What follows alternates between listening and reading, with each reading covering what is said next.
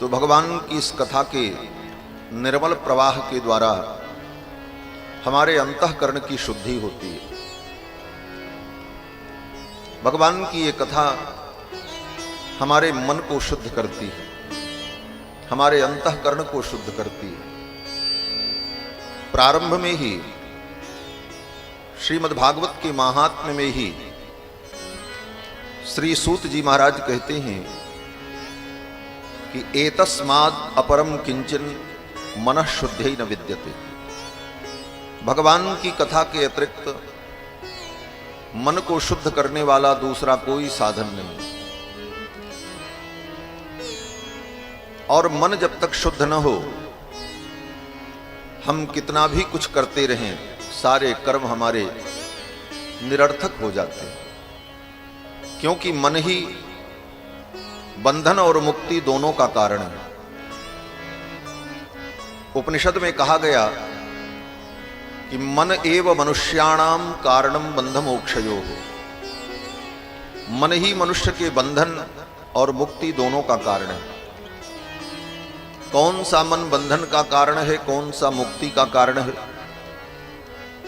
तो वेद भगवान कहते हैं कि बंधाय विषयासक्त्यम मुक्त्यै निर्विषयम मनः। विषयों में आसक्त मन ही बंधन का कारण है और विषयों से मुक्त मन मुक्ति का कारण है। तो मन को शुद्ध करने का एकमात्र उपाय भगवान की कथा है।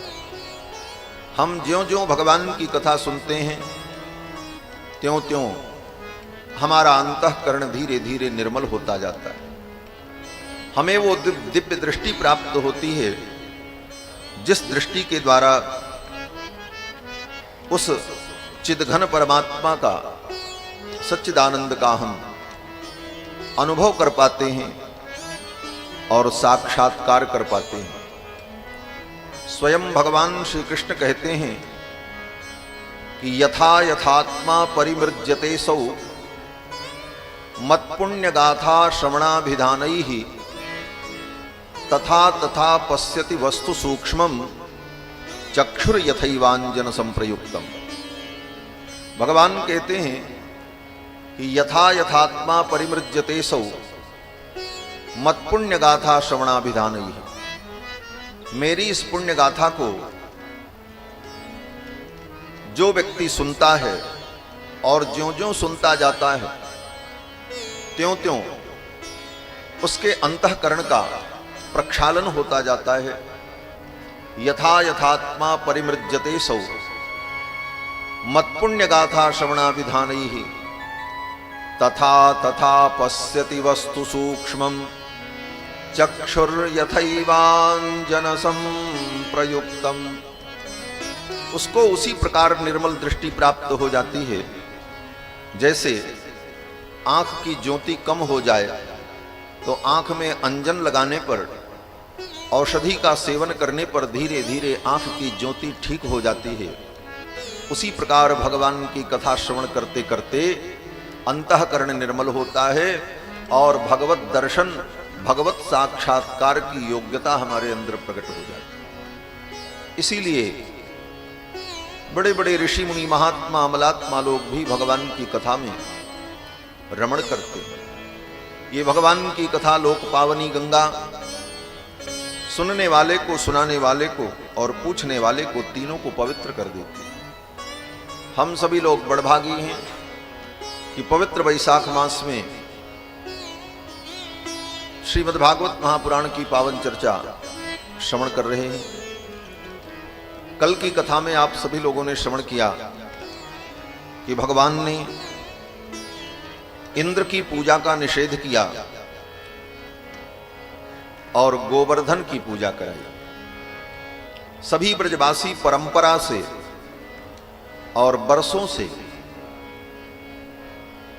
इंद्र की पूजा करते चले आए, लेकिन भगवान ने उनको ऐसा समझाया कि सबकी बुद्धि बदल गई और सब भगवान श्री कृष्ण के कहने पर गिरि गोवर्धन की पूजा करने के लिए तैयार हो गए।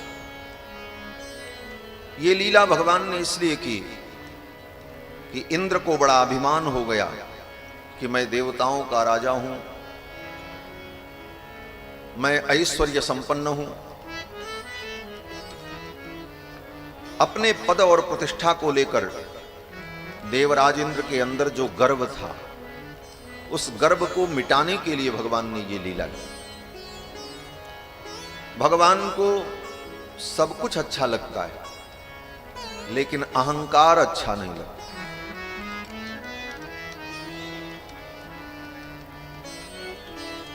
आप बहुत बड़े पापी हो, बहुत बड़े दुराचारी हो, कोई बात नहीं, भगवान स्वीकार कर लेंगे। लेकिन सारे सद्गुण होते हुए अगर अहंकार है, अभिमान है, तो भगवान को अच्छा नहीं लगता। अभिमान ही भगवान का आहार है, भगवान अभिमान ही खाते हैं। किसी भी प्रकार का अभिमान हुआ तो भगवान को अच्छा नहीं लगता। करोड़ों ब्रह्म हत्या लगी हो, भगवान स्वीकार कर लेंगे। स्वयं भगवान कहते हैं, कोटि विप्रबध लागी जाहू, आए शरण तजो नहीं ताहू। करोड़ों ब्रह्म हत्या लगी हो और मेरी शरण में आ जाए तो मैं उसे त्यागता नहीं, उसे स्वीकार कर लेता। गीता में भी भगवान कहते हैं, बड़ा से बड़ा पापी हो और बहुत बढ़िया पापी हो, पापी में भी अच्छी क्वालिटी का पापी हो। इसीलिए भगवान ने सुदुराचारो शब्द का प्रयोग किया गीता में। अपि चेत सुदुराचारो भजते माम अनन्य भाग। अपि चेत सुदुराचारो, बहुत सुंदर ढंग से दुराचार करने वाला हो।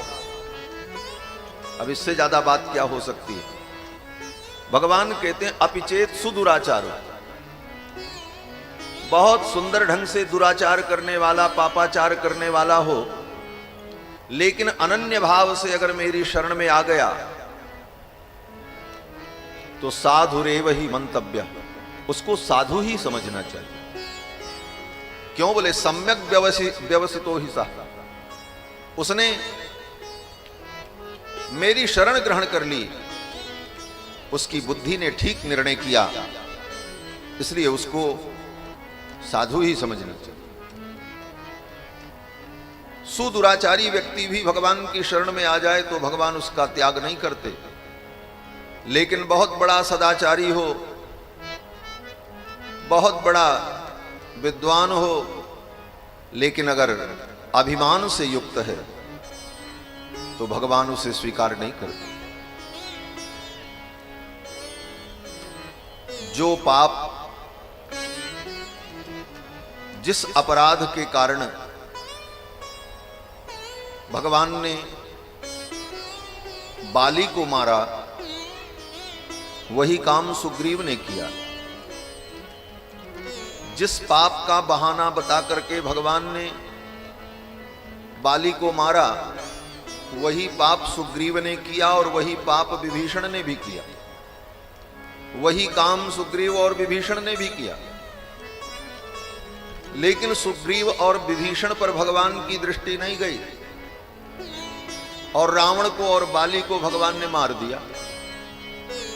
गोस्वामी तुलसीदास जी महाराज लिखते हैं कि जेहि अघ बधेउ व्याध जिमि बाली, जिस पाप के कारण व्याध के समान बाली को भगवान ने मार दिया, जेहि अघ बधेउ व्याध जिमि बाली, सोई सुकंठ पुनि कीन्ह कुचाली। वही काम सुकंठ, सुकंठ माने सुग्रीव, सुग्रीव ने किया, और सोई करतूत विभीषण केरी, वही करतूत विभीषण ने भी की। लेकिन सपने हु सोन राम ही हेरी, सपने में भी राम जी ने उधर विचार नहीं किया और रावण को और बाली को मार दिया। तो क्यों मार दिया? तो कहते हैं उसका एक ही कारण है रावण और बाली के अंदर अभिमान था, उसके अंदर और क्या कमियां थी वो महत्वपूर्ण नहीं, महत्वपूर्ण ये था कि वो अभिमानी था। अस कही चला महाअभिमानी, मूढ़ तोय अतिशय अभिमाना, नार सिखावन करे से न काना। भगवान कहते तुमको मैंने इसीलिए मारा कि तुम अभिमानी हो। बंधुओं, अभिमान भगवान को अच्छा नहीं लगता। हम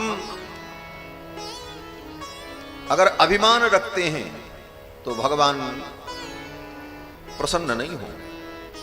देवराज इंद्र में सब विशेषताएं, लेकिन देवराज इंद्र को अभिमान हुआ तो भगवान ने विचार किया इंद्र का अभिमान नष्ट करना चाहिए, और इंद्र के अभिमान को नष्ट करने के लिए ही भगवान ने ये